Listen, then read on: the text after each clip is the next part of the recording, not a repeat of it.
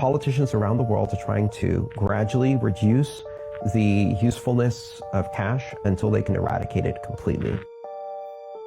It scares the hell out of governments to have people in control of their own money, at which point you should really ask yourself, what kind of government is that?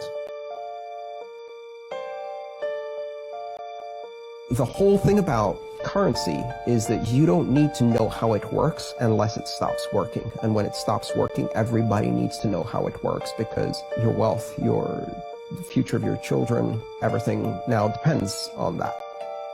If we go to a future where digital cash is the only form of cash that exists, and I think we're heading in that direction very, very fast. I think within 20 years, people who grow up 20 years from now will never see cash unless they visit a museum. Cashless society. Cashless society. Cashless society. Cashless society. Cashless society. Cashless society. If we go to that future, digital cash, we're at a crossroads because we have to choose between two possibilities. One is digital cash that's run by corporations that act not only as intermediaries in all of our payments, but also act as deputized members of law enforcement for every government and or intelligence agency and or dictator who co-opts them to their means.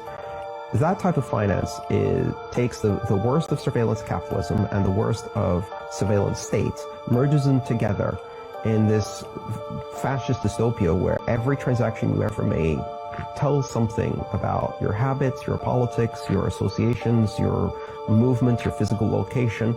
On the one hand, all of this data gets collected and shared among all of the intelligence agencies and corporations, or leaked.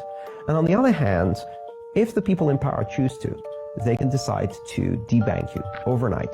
They turn off the switch. Now imagine what happens if your bank account is shut down and cash doesn't exist. Well, you can't eat. You can't buy food. Done. You can't use transportation. You can't rent an apartment. They can literally destroy your life in a second. And if you think this is crazy, this is happening today in China. They have a system called Sesame. It's called a social credit score.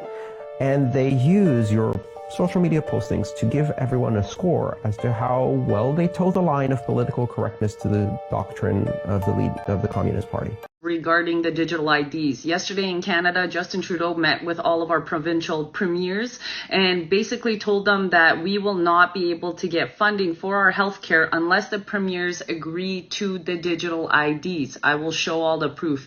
Now, those of you who think that digital IDs are great, they are not. Let me show you what these digital IDs will actually entail when it comes to control.